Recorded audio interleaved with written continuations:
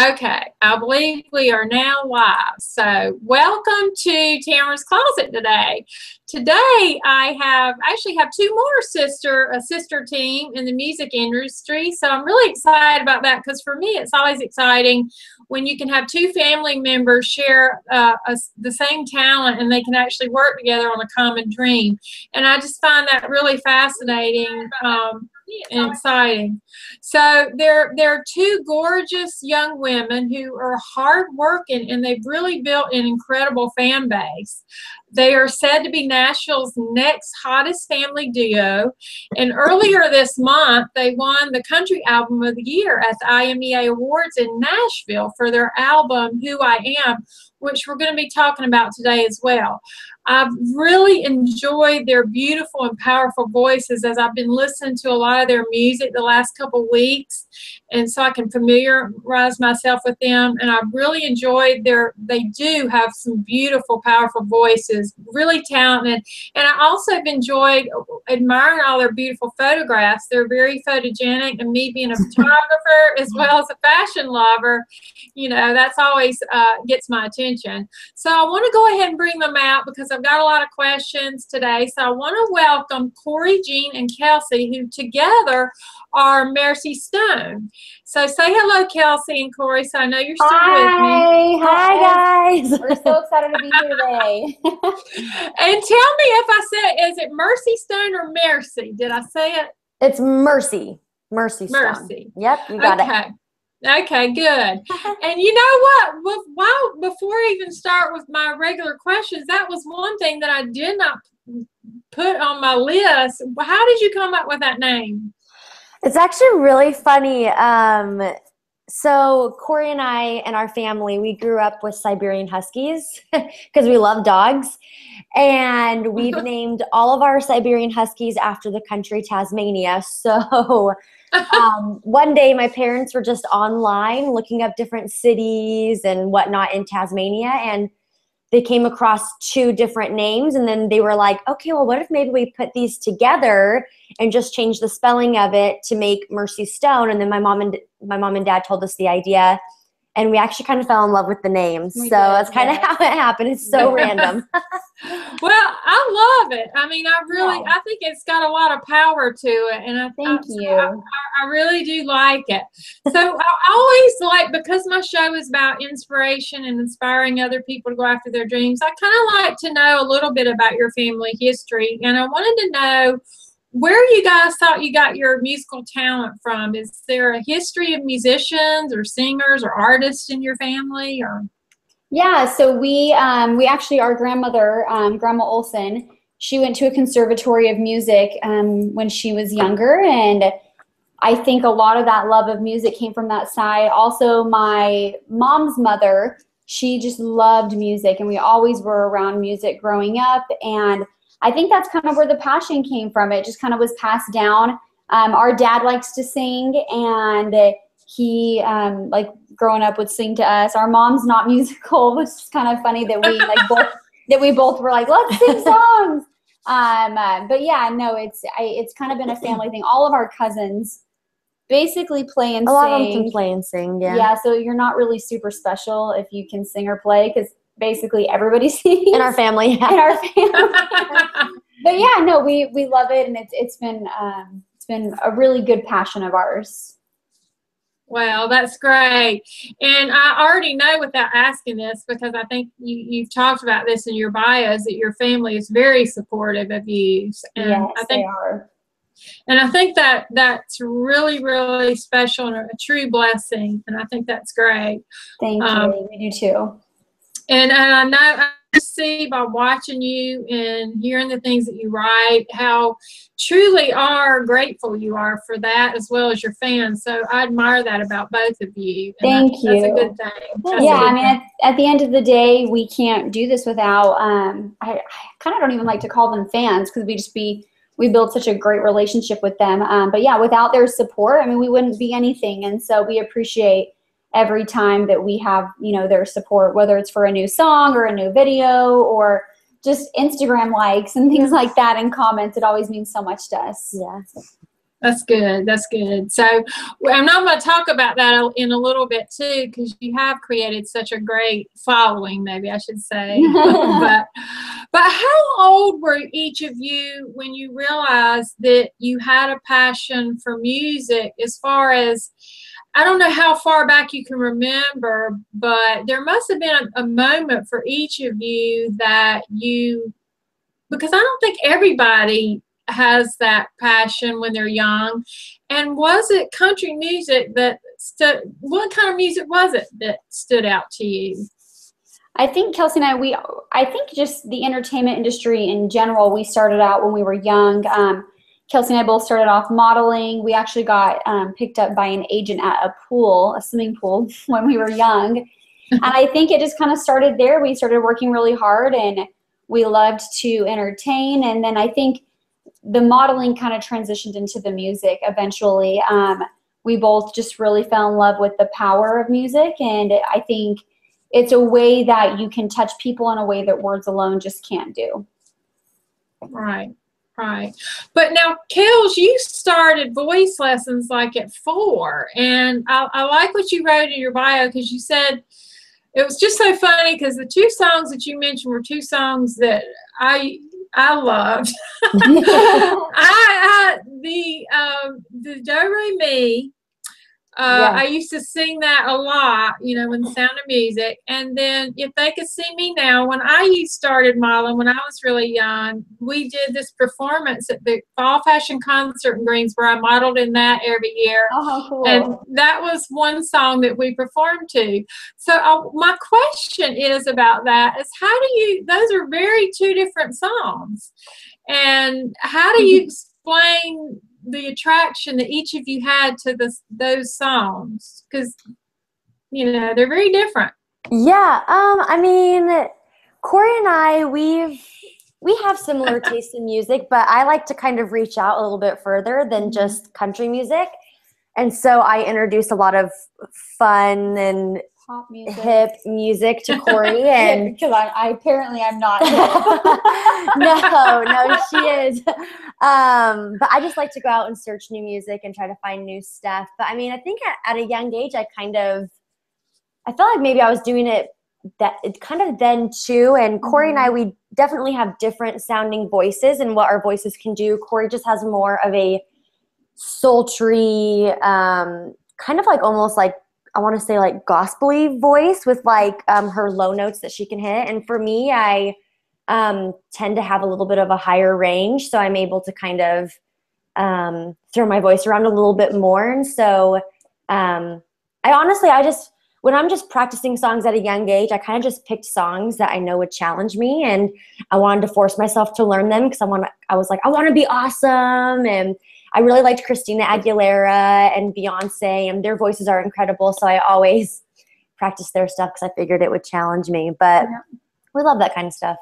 Yeah. Well, I guess because If They Could See Me Now, I was wondering if, Kori, if you were the more extrovert and maybe Kels was a little bit more shy, or you both, you know. Is that Kori, when it comes to performing, Kori is a lot more in your face. And for me, I just tend to be more reserved. I don't know why always how it is, but then like in real life when we're not performing, we're the complete opposite. I can be kind of out there and crazy, and Kori's more reserved. Yeah. So it's almost like our roles almost switch when we have to get on stage and perform, and then when we're just kind of us 2 together. Yeah.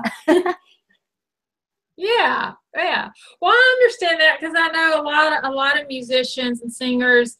Some of them even kind of, I've heard them say, go into character when they perform. Yeah. So I think that's that can be common. Right. But yeah. But now you've had the opportunity to meet some really great pictures. I saw a lot of celebrity pictures on your website, and like Garth Brooks and Tim McGraw. And so I'm curious, is because you're such go-getters, I wanted to know like what you've taken away from these celebrity figures. And by that I mean, like, you strike me as the type that would seize the moment, so to speak. And Yeah, and you know, possibly use that moment, however short it is, to learn something, take away something from that person, even though it might be a brief meeting. How's that happen for you? Do you do that?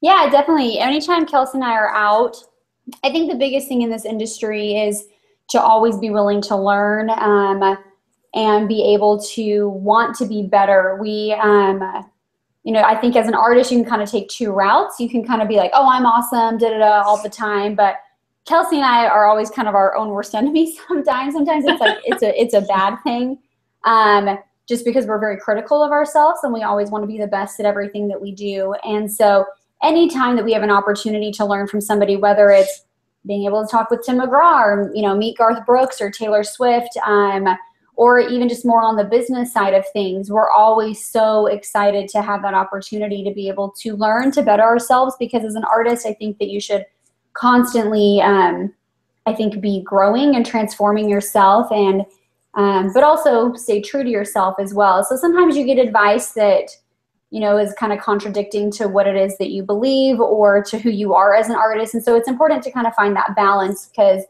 I know Kelsey and I have found ourselves in meetings sometimes here in Nashville, and we will sit in one meeting at 9 o'clock and they're like, oh my gosh, I love this song, it's so great. And then you'll go to your 11 o'clock and then they're like, I hate that song, I think that it's the worst song you've ever written. Mm-hmm. And so you can kind of leave by the end of the day of not really knowing who you are as an artist. So I think it's important that as you mix and mingle with whoever it is in the industry, whether it's people that have, you know, really made a name for themselves, or people that are just starting out, or people that are more on the business side, it's important to know who you are first as an artist, but then also be willing to grow and take that constructive criticism. Right. Right. Yeah. Well, that's good. I mean, I think that's great advice too. And I know you are. You are. I've just what I've witnessed, watched, and read about you. You do take a very business approach to this, and that's, I think that's very impressive. You know, because you've done it since you were very young, so mm-hmm. that's pretty amazing. Thank you. Now I have to mention, because you just won, I had seen on Facebook where you just won the Country Album of the Year at the IMA Awards. Yeah, on October 8th, and for your album Who I Am. Was this a total surprise, and what does this mean for you when you found this out? What does it mean? What did it mean at that moment, and what do you think it's going to mean for you? I mean, to answer the first part of that question, I thought it was a surprise. I was super surprised. I really didn't win anything, I didn't think we were either. We were unable to make it to the awards. We had, it was our grandfather's birthday in Atlanta, and so we kind of made a trip down there to kind of celebrate with them, and with just a bunch of family, and spend time with the Olsen side and the Oliver side of where we come from. And so we actually didn't even hear about it till the next day. And because we were just like with family, and they kind of live, they live kind of out in the boondocks a little bit. Where like just the service and like reception for the phone is in and out a lot. We go there, which is kind of like, we grew up, that's kind of where we grew up. They live kind of over in a little city called Noonan, which is actually where Alan Jackson grew up. And so, yeah, so we don't really get good service. So it wasn't until we were like leaving on Sunday that we found out, and we were like, oh my gosh, we had no idea. And we actually had a producer friend of ours here in Nashville text Kelsey and was like, you guys won an award last night. We were like, oh my gosh. And then obviously we found out officially. And so we were just super grateful for that. We were not expecting it whatsoever. So that was really amazing. Wow. But what do you think it's going to mean for you is, I mean, did you think, oh my God, well, we've got to do another album, or how does it affect you as far as where you're moving forward? Honestly, I feel like it was just a really great, it was almost just like this, I felt a lot of gratitude and a lot of just like, that was the first album that Kelsey and I ever wrote by ourselves. Mm-hmm. Just the two of us. Just the two of us. It was funny, we found ourselves a couple years ago where, you know, we'd been in Nashville and we'd been co-writing with a lot of other people, but we got to this place where we were like, how come you and I have just never wrote a song together? Like, this is crazy. We've lived together our whole lives and we'd never sat down and wrote a song, just the two of us. It was kind of this like dumbfounded moment where you're like, what have we been doing our whole life? Yeah. And so we didn't start actually writing just the two of us together until about a couple years ago, like barely. And so honestly, when we found out about the award, it was kind of just this moment of, wow, we actually did it. Yeah.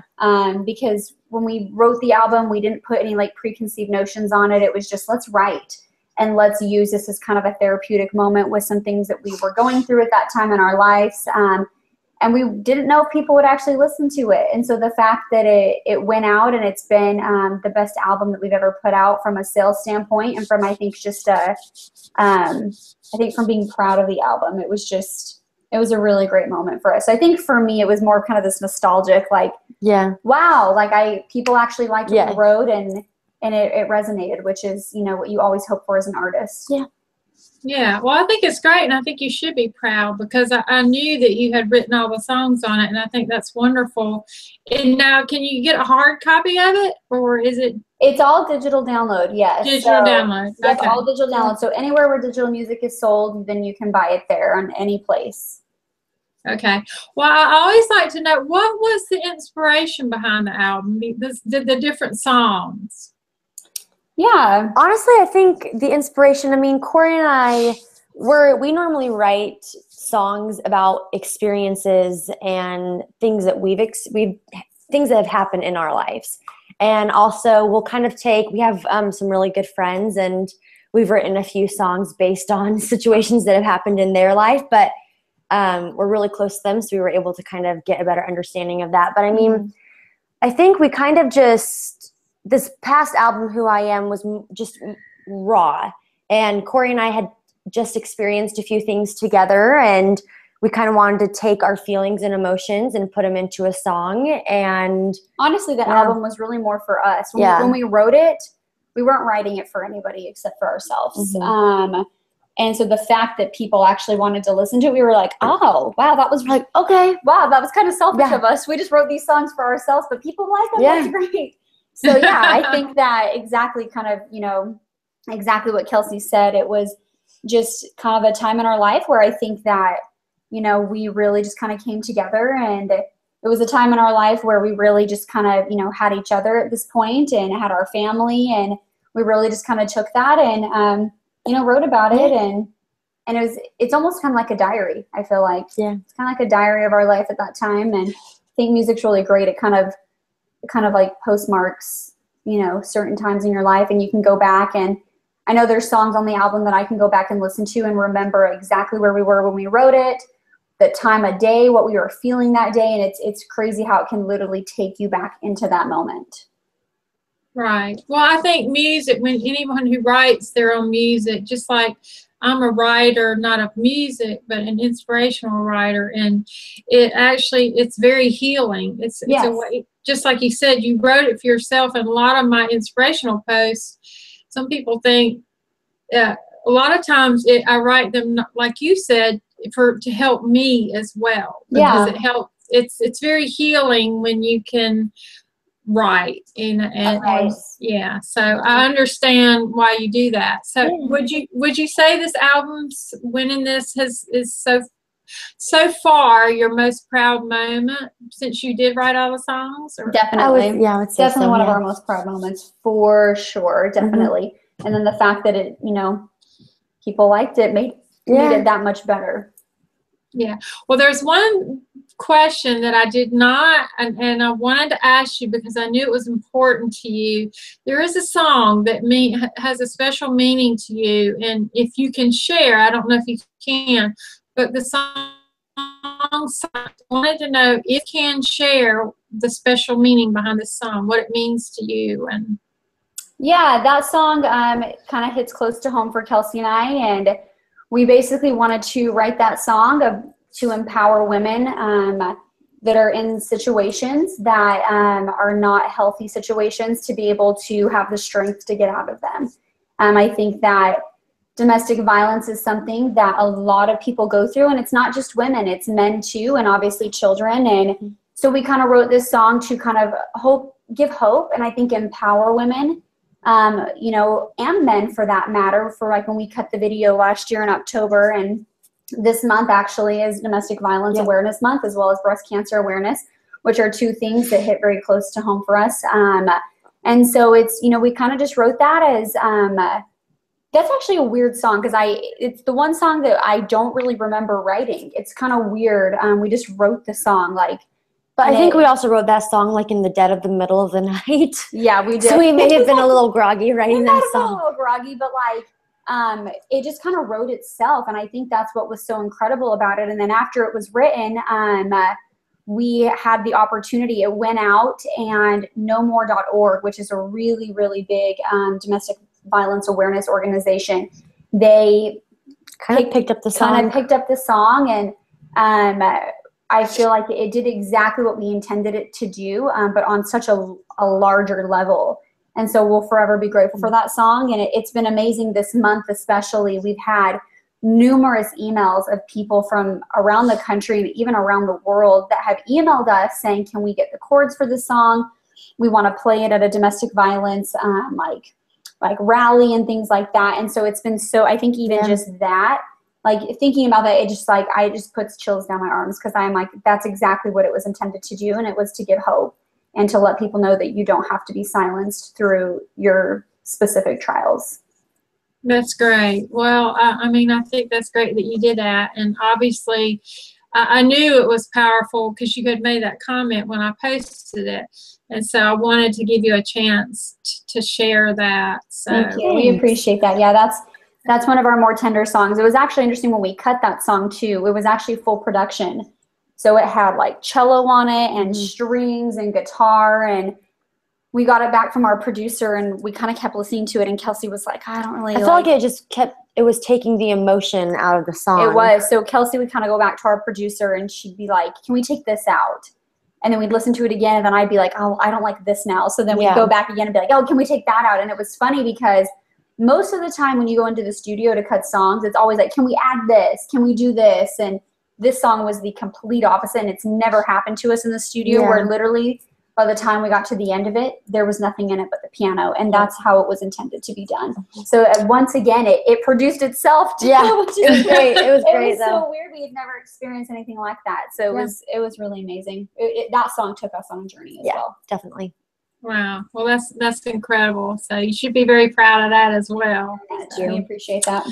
But I want you to tell me a little about this glitter glam as well as being a part of the gay rescue, because I just saw that briefly right before after I finished the questions, and I had seen your glamorous picture on Instagram. Oh, you're sweet. So I loved it. So yeah, can you tell a little bit about that? What that was, the glitter glam, and was that separate from the Agate Rescue or part of it, or? Yeah, so Glitter and Glam is an event that Agape Animal Rescue puts on, and it's pretty much just a fundraiser to help raise money to be able to support the many dogs that they bring in to try to help and rescue. And Agape Animal Rescue is an organization that is a nonprofit organization, and they don't have – how they kind of run their organization is they do foster families. So all these dogs that they rescue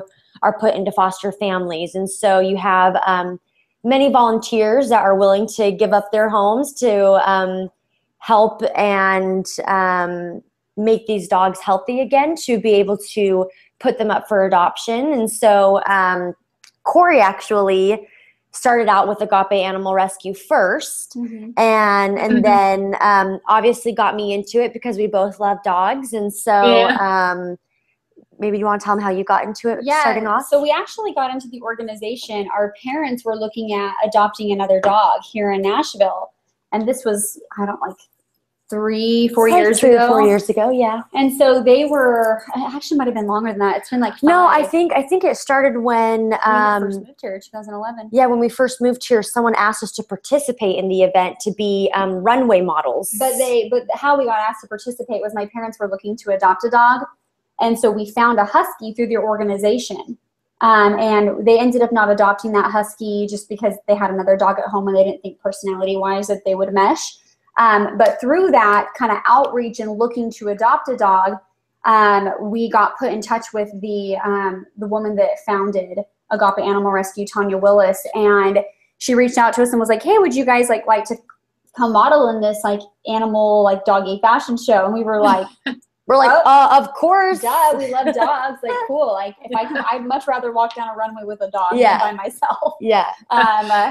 So yeah, that's how we got involved. And then from there, we kind of were just models. And then I got involved on a larger level and decided I kind of just wanted to be more behind the scenes, and started to help plan Glitter and Glam. And I just started off as like a member on the committee, and then got to work with this amazing woman named Stephanie Willis. And she basically kind of taught me how to kind of really be a part of this event, and was able to co-chair the event the past 2 years.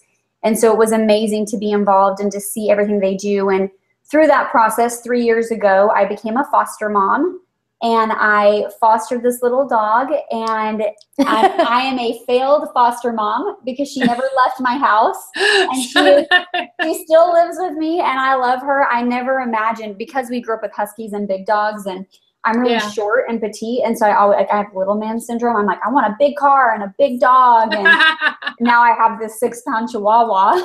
It's like literally Legally Blonde all over again. Yes. With Kori and her Chihuahua. Like, seriously, she even has a cute little bag. We'll take her to dinner with us. We take her everywhere with us. We do, and she's so sweet. She's older. It was really amazing to kind of be a part of that process, because she was considered a senior dog, and a lot of times the senior dogs will not get adopted. And it was really sad. She came from an owner surrender situation, where the animal police kind of went in and took her out of the home because she was being abused, and there was complaints against the family that she had been with. But she went into the pound, and she was about to get euthanized. So every week there is a list that goes out to all, and it's different, you know, in different states, but here in Middle Tennessee, it's this list that goes out that basically says, these are all the dogs that are getting euthanized, and your organization is welcome to come in. And so we have a person from Agape that actually goes in, and her job is to figure out which dog she's going to save that day and bring into the organization, knowing that when she walks out the door, those other dogs are getting euthanized that day. So it's a really sad situation. And what I love about Agape is they take high-risk dogs.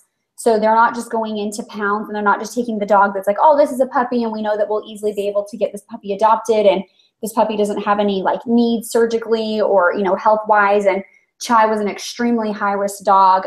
She walked 3-legged. She had a kidney stone. She'd been abused. She had been malnourished. When we got her, she weighed 3 pounds, 6 ounces. She now weighs 6 pounds, 5 ounces. So she's basically doubled in size where she's supposed to be. And I brought her into the home, and she went through a really extensive FHO surgery, having to remove the femoral head in her hip.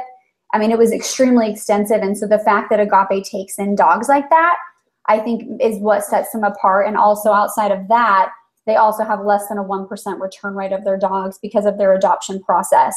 So it's been really amazing for Kelsey and I. It's something that we are extremely passionate about, and to be able to go in and then to have been on the side of, you know, being able to help plan fundraiser events, but then be a foster mom, and then be able to, you know, a foster mom with a really high-risk dog, and then it's a senior dog as well, and then to have, you know, now been a failed foster mom and been able to have a dog. And I look at Chai every day, and I'm like, I can't believe that somebody, A, was so mean to you because you're so little. I just can't even imagine it.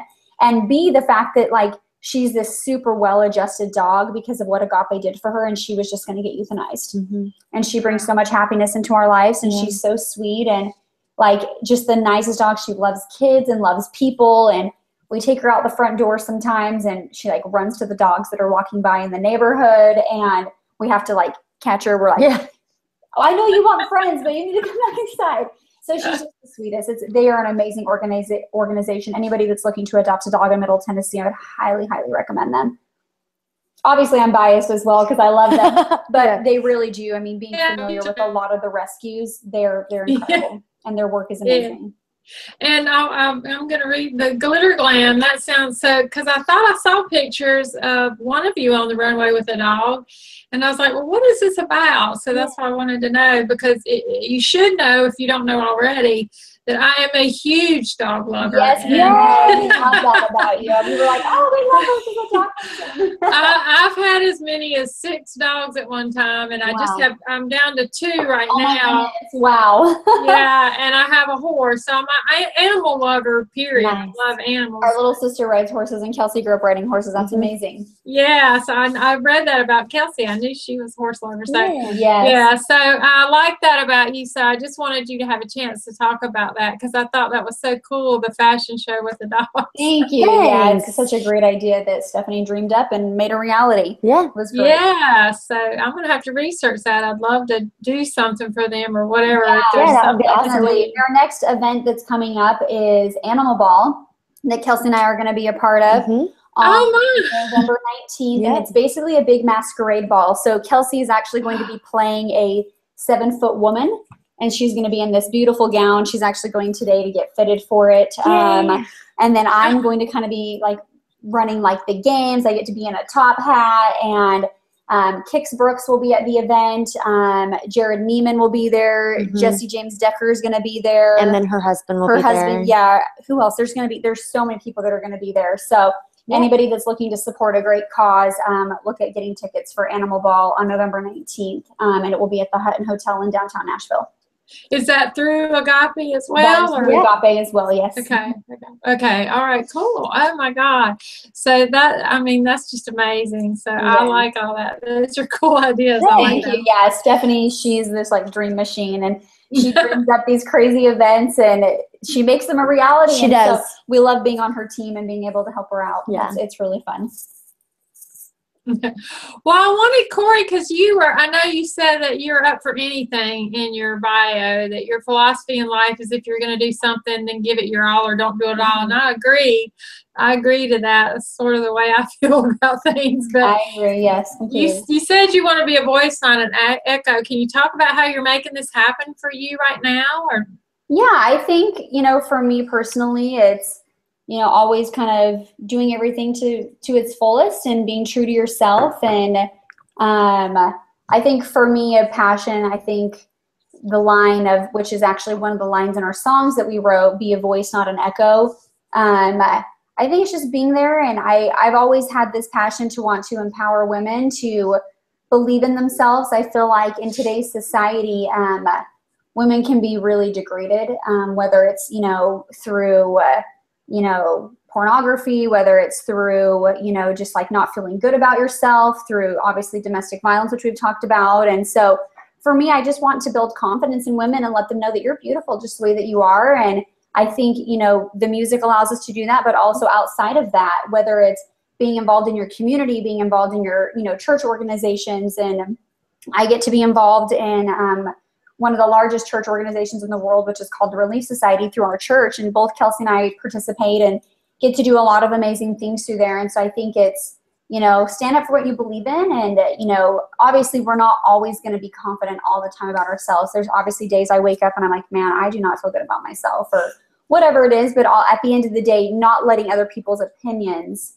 affect the way that you feel about yourself, which is really difficult. That's a lot easier said than done. And I think it's important for, I think especially young girls in particular, to really build a foundation of self-confidence no matter where they come from, what their background is. And so it's something that I've always been really passionate about, to just kind of be there and help people. And Kelsey and I both have been able to do that through the music and, being involved with all the people that support us on a daily basis. And I think it's something that what we've loved the most about the music is being able to get to be involved in so many people's lives and so many different states in their life, whether they're, older and they've been through divorce or been widowed, or it's young girls that we get to, work with that are, 12 and 13 years old and, really from a young age, letting them know that you're beautiful just the way that you are. That's great, because it is important. And I think women, we go through so many stages like that, and we can be beaten down by life. And so I think it's great that you're doing that, because women need inspiration. They really do. Yeah, we love it, and it's great that I get to do it with my sister, and we get to kind of do it together, especially because although Kelsey and I we're Mersi Stone, we're also very different, individually, which I think is what's great. We both kind of you know, like we listen to different music, we'll listen to the same music. We have like very different style, but like the same style. Like you'll see Kelsey like in a unicorn sweater, and I would never wear a unicorn sweater. So it's just fun, like how we have that, and it allows us to complement, I think, like a wider demographic of women in different places. And obviously, you know, I'm older than Kelsey by 4 years, and so she keeps me young, which is great. I got you. Yeah, so it's really a really fun thing that we get to do, and we're really proud of the fact that we get to do that. That's great. Well, Kelsey, I know you auditioned for American Idol in front of J-Lo, Steven Tyler, and Randy. How was that experience, and how has that changed you in your music? Yeah, so that experience was super neat. It was very cool. When I was 15, I had told my dad, I said, Dad, I really want to try out for American Idol when I turn 16. And my dad was like, okay, cool. Well, when you get there, we'll kind of figure out what cities they're going to be going in so you can try out. Well, my dad surprised me, and he actually flew me here to Nashville when I was 16.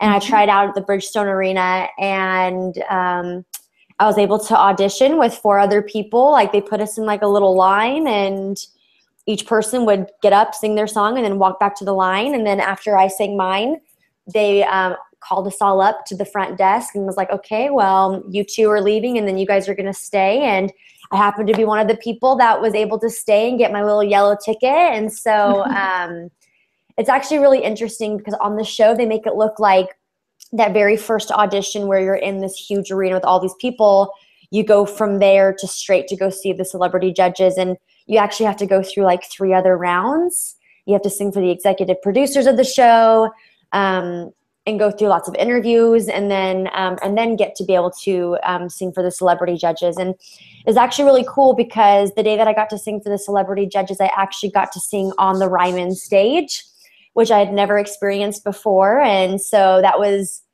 an experience of a lifetime that I know I hope one day I'll be able to get to sing on that stage again. But yeah, I mean, Jennifer Lopez, Steven Tyler, and Randy, they're all really great people. And I think that was kind of the moment when I was 16 years old, was the moment when I decided that I want to be able to pursue music at a different level and kind of see where it leads me and takes me. And yes, I went off to college and got that experience as well, but music was still calling my name. And then Kori and I were able to become the duo, and has just been kind of running ever since, I think. Yeah. So I agree. It's really cool Kelsey got to do the American Idol thing, because I actually tried out for American Idol and never made it past the first round. Yeah, so I was okay. I was like, what the heck? I don't want to do that. It's okay. But you know, you started out. Watch her have that experience. Yeah. Oh God. Well, you did start out separately, but you decided to move together from your bio. Yeah. And had you not known at first that you would perform together, or was it just later? Because I know you went and did all those interviews, Kori, and then how did you come together? How did it all come together? And then I think you talked her into coming to Nashville. I did. Yeah, I mean, it kind of started where we obviously grew up taking piano and voice lessons and whatnot. And then Kori decided to want to pursue this at a different level when she was about probably 16 or 17 years old. And at that time, I was only 14. And so I was still just barely going into high school. And so I think the age difference. Yeah, the age difference was what kind of, I think, set us back a little bit as well. Because I was graduating, and she was graduating, and I was just barely going into high school. Like she couldn't even drive a car yet. Exactly. So I think that kind of made a little bit of a difference, because when you have 2 siblings, when you have one graduating and one that's just going into high school, it's, although that's not age-wise, it's not that big of a gap. At that time in your life, it kind of is. Yeah, and like just with maturity and just trying to grow up and find yourself and who you are. And so I actually ended up just being her keyboard player and background vocalist in her band.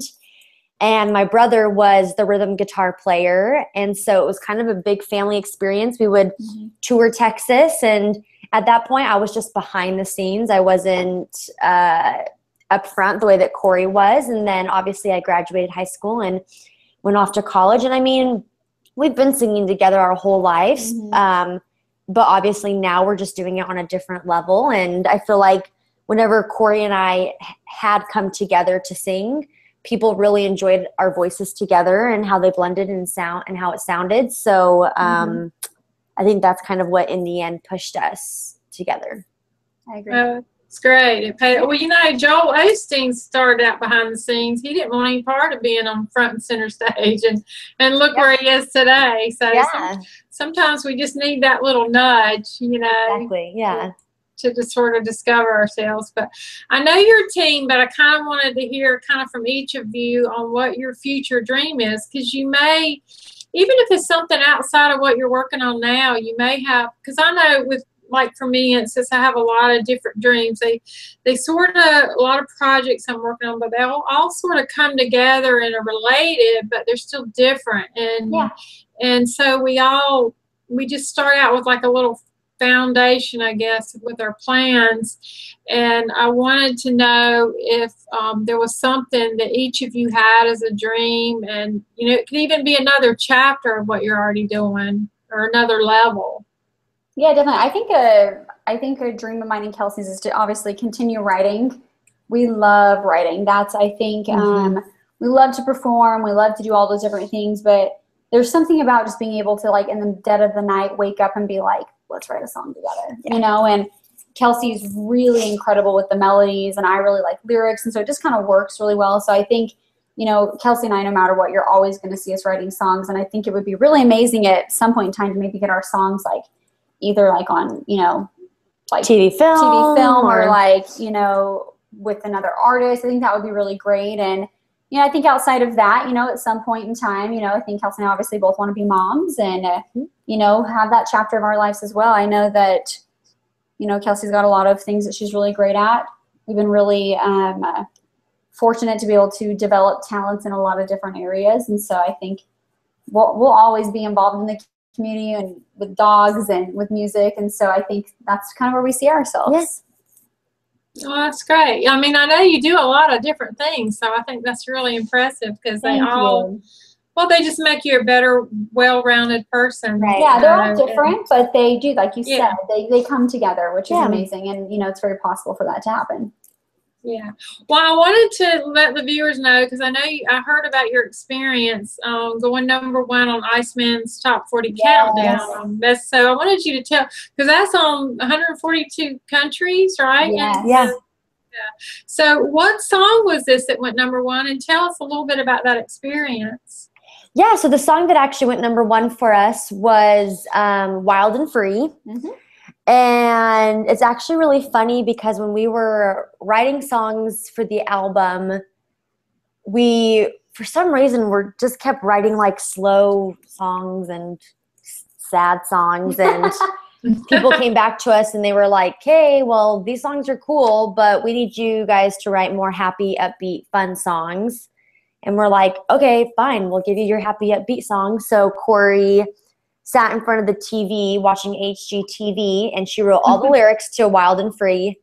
And then the following day she had an appointment, and she handed me the lyrics and said, hey, okay, so go put music to this. And so she was gone for maybe like an hour and a half-ish, and then she came home, and I was like, all right, this is what I have. Tell me if you like it. And we kind of just like, the song actually came together pretty quickly for us, and everyone, for some reason, seems to love that song, and which we're happy about. And I'm glad that was the song to be able to go #1 for us for the Iceman Top 40 chart. Yeah, it was amazing. Iceman's been really great to us, and we're really grateful for all the listeners on that show that allowed our song to be played so much, because we honestly, we kind of just wrote that song as like fine, here's your happy song. Yeah. And then people really loved it, and we were like, oh, this is awesome. Okay. Yeah. So yeah, that song's been really good to us. Right.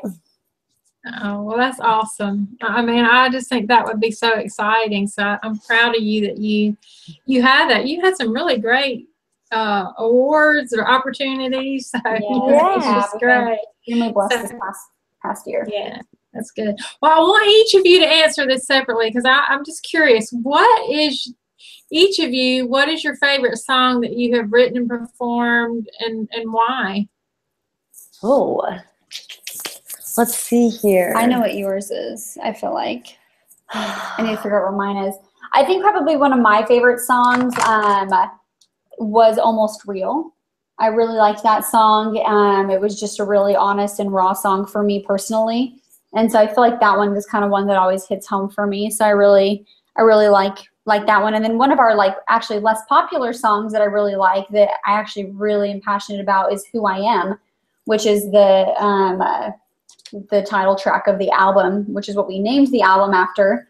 And I just love that song. I actually listened to it the other day. It came up on my shuffle in my car, and I was like, oh, I love that. It was just kind of once again like this empowering song of just like, you know, I am who I am, and I forgot how much I liked that song.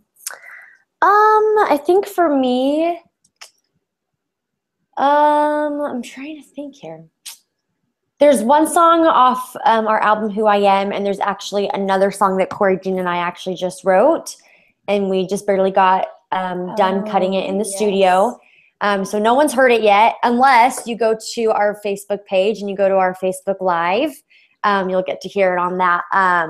But from the album, I really enjoy the song Push Me. I don't know why. I just really enjoy when it comes to music, I like to listen to the groove of the song, the beats of the song, and Kori's more, she like listens to the lyrics. But for me, I really like, I love Push Me, and I love performing that song because I get to play my guitar on that song. But I think one of the most recent ones that we've written is a song called Risk It. And it's actually funny because when we were in the studio, we actually sped up the song a few clicks for the tempo, and it was still originally like an upbeat, fast song, but I liked how we were able to speed it up, and it's really fun to perform live. It has a lot of energy, and I don't know, I feel like it makes me happy, and it makes me want to like rock out on my guitar on stage, and it makes me come out of my shell a little bit more. And I really love that song. So y'all should go check it out. It's on our Facebook page. Yeah. On Facebook Live. I believe it's at the top of our page too. Peek of the song. Yeah. I see it. That's a fun new one. Yeah. Well, I'm going to check that out too, and I'll make sure I share it. But before I ask the next question, I wanted to give a shout out, and James from Poker Face Radio is the one that told me about you guys. Oh, yeah. And so, yeah. And I couldn't pronounce his last name, so. That's okay. Rolquin? Am I saying it right? I don't know how to say it either. Yeah. I'm really bad with I'm bad with names. Yes. I know, but that's okay. But I wanted to give a shout out at him for introducing me to you. So that was great. Yeah. But when you write a song, how does this process begin? Because it sounds like you do them together. You've done them separately, but do the lyrics come first or the melody? I mean, what? Honestly, it just kind of depends. We don't really have any like specific structure of coming up with a song or trying to write it. I mean, Kori's really great with coming up with ideas or catchphrases and or like a hook of a song, and kind of from that idea, we will then come together and discuss it, and then I'll be like, oh, well, I've been thinking of fun melodies, and I think this melody that I've kind of thought of might fit this. And so, I mean, honestly, it just kind of happens however it happens, really. And we are when we go into writing songs, we never go in with like a perceived notion of like, this is how it has to be. Or like, we never go in saying like, you're going to sing this part and I'm going to sing this part. And sometimes we go in and we write a song and we're like, this is a great song, but it's not for us. Yeah. So it's kind of weird too when that's happened. Like we wrote a song, I don't know, a few years ago with Autumn McIntyre, Reba McIntyre's niece, and we wrote the song called Let's Make a Deal. And it was about our best friend and a situation that she was in. And we wrote the song, we're like, oh, we love this song, but we're like, yeah, this isn't for us. Yeah. So it's kind of interesting. We never go in. We try to go in super unbiased with anything that we write. And I feel like it allows for more creative freedom. Yeah.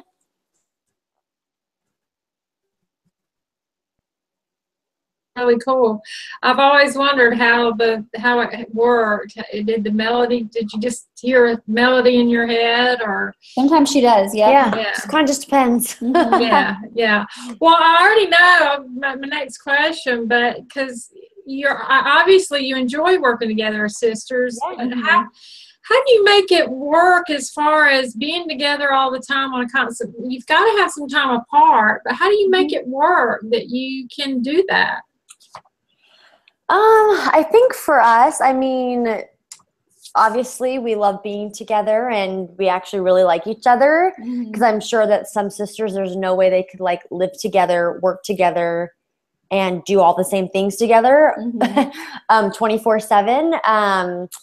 And so, I mean, I honestly think that we were just blessed to be able to come together as sisters in this world, and her be my best friend, and I think I'm her best friend. She's definitely my best At least one of her best friends. Yeah. Well, it's fun because we actually share a lot of, like, basically all of our friends are each other's friends. Yeah. It's like we kind of run in the same, like, friend circle, and I think it's really great. We obviously have our separate time. Like, Kelsey's kind of a Netflix junkie. And so, like, at nighttime, she'll be like, oh, I'm going to go Netflix. I'm like, okay, I'm just going to go to my room now. And it's like 8 o'clock. And she's like, okay, well, I'm just going to stay down here and organize.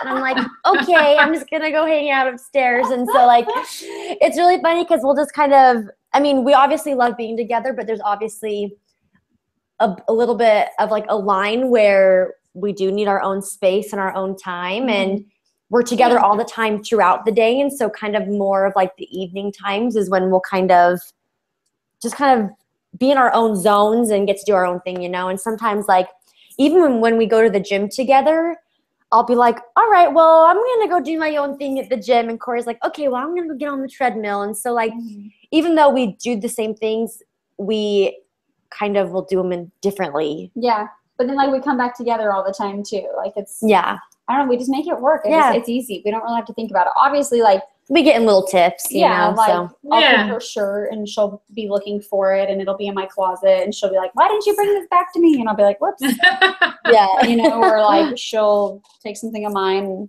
be like, where's my blah, blah, blah? You know, I mean, so obviously that happens. But like, even from like a creative standpoint, we don't really have a ton of differences even from a creative standpoint, because we both kind of have our own individual roles within Mersi Stone. Yeah.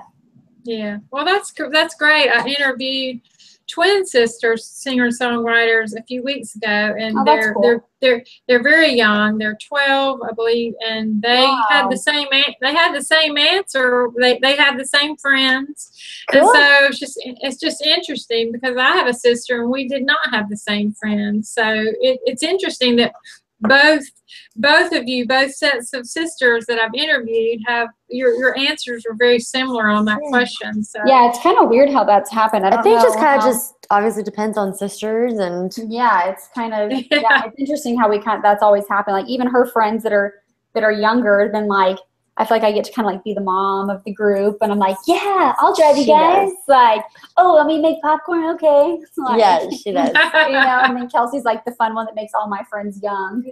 Kelsey's like, yeah, dance party, and we're all like, fist bump. No, thank you. Well, I know, and it sounds like you have a lot of the same hobbies, but then you have some individual ones, I guess. For sure. Yeah. Okay. Yeah, Kelsey really likes to watch like makeup videos, and like I mean, it's not that I don't like to, but she'll like spend tons of time like researching makeup products, and I'm just kind of like, and for me, I'm looking at like home decor. Like, I really love home decor and decorating, and Kelsey doesn't really care. Like, I drive Kelsey crazy. We'll go to the store to like pick out pillows, and we're there for 2 hours to pick out 2 pillows. She'll be like, all right, that one and that one, and then I'll be like, oh, well, I mean, do you like the fluff on that one, or do you like this fluff better? And she's like, I don't care about the fluff. Just put it on the couch. I mean, they're both cute. Like, yeah. And then like Kelsey really likes lots of like vibrant color, and I'm more like, she likes neutrals, like I whites. like neutrals, like whites and grays and creams, and like like my entire room is white. Like, so we definitely like are very opposite of each other. It's so funny. Well, I can tell you guys work well together and get along great. What's your favorite part about what you do? Do you like the live performances or the songwriting, or? I love that we get to be together all the time. That's always fun. And then I like the songwriting. Songwriting is really fun. Yeah, we really enjoy that. And I think the reason why we picked the songwriting is I feel like it's a talent we didn't know that we had. Yeah, and so we're still exploring it. So I feel like we're still exploring it. So it's always new and exciting for us. Where, you know, performing, we've done it our entire lives. And like, we love to perform, but like songwriting has kind of been this new niche that we never knew we had together, which is so weird because we've sang together our entire lives. So it's weird that we just figured this out like a couple of years ago. But yeah. But that's good. That's common. Once you start doing something and you find your gifts and talents and you step into them, I find that the more you stick with it, the more you do, you just keep discovering new talents that you never knew you had. Yeah. So, yeah, and so that's great. And I'm sure that as you continue to write songs, you are going to just continue to find other new talents that you have not even discovered yet. So I think that's great. So I love that. But just a couple more questions and we'll be wrapping up. But just really, because you built such a great, I know you don't like to call it fan base, but following. It is, following. Yes, very supportive. What advice would you give to other people who are wanting to do what you do, and how have you kind of utilized social media? Because I think a lot of people struggle with that part of not, because social media has been a game changer. It really, for people who use it to go after their dreams, it's a game changer. But yet so many people still struggle with it, I think. Yeah, I mean, I think at least for me, I would feel like just be personable, be honest, and be who you are as an individual, and you'll have people come to you and be able to relate to you and almost be able to trust you for with advice and that sort of thing. So I mean, I think for me anyways, it would just be who you are, and just honestly be like a true person and just communicate with them as if they're like your friend, and like you care about them, and yeah, I would say that. Yeah, I think the most important thing is to always, like Kelsey said, remember who you are. Don't budge from that. It's not worth it. We meet so many artists, and unfortunately, some of them have even been our friends. They get really lost in this industry because it can kind of eat you up, chew you up, and spit you back out. And so I think just remember who you are at the end of the day, and be confident in yourself, and treat other people the way that you hope to be treated. Kelsey and I have always been under the auspice of always be humble and kind, like Tina's song. And it is, I think, you know, when you treat other people the way that you would in return hope to be treated, that comes back to you tenfold. And, you know, we've always had that philosophy. It's the way that we were raised. And that's why, you know, with our fans and supporters and friends that we like to call them, you know, we try to just be kind to them, and, you know, because we love them, and, you know, love hearing about their individual journeys. And so I think that's the advice that we can give. Be who you are, work hard, and at the end of the day, be proud of where you came from and where your journey's taken you. Oh, that's great. That's great. Well, that's great advice. You ladies certainly do live by the words that you speak and what your values and what you believe in, and that's really, really important. Thank you. And so I know that you're going to just continue to reach new levels, and that's great. And thank you so much, and we appreciate your time with us and everything that you did. We love being able to work with you over the course of preparing for this, and we just really appreciate you taking your time with us. Oh, well, I hope I get to work with you again. I do want to hear. I want to hear more about. I want to hear more about all this. You know, the agape. Is that right? Agape. Agape. Yeah, I'm going to research. I'm going to research it because yes, animals are near and dear to my heart. So I like hearing about. Definitely do. We would love that. We appreciate that.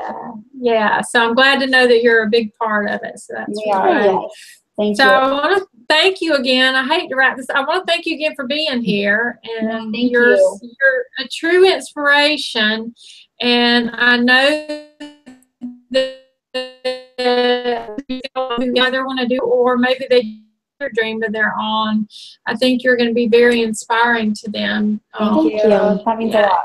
Yeah, and so I wanted to give you a chance. So if there's anything that you wanted to mention or talk about that we didn't touch on today, something you want to announce, or this would be a good time.